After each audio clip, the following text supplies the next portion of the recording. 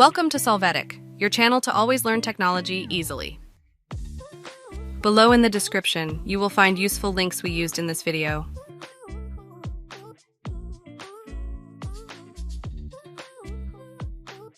Today at Solvetic, we will see how to fix Minecraft lag 1025 in a minute. Open the Task Manager from the Start menu.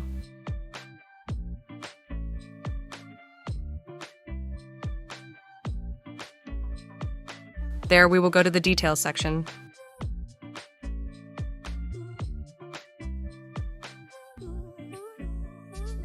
We will select the process associated with Minecraft. You will right-click on it, and in the option Set Priority, you will find various options. For this case, we will click on Above Normal. Confirm this by clicking on Change Priority. You can close the Task Manager. Hey, remember to subscribe Solvetic channel.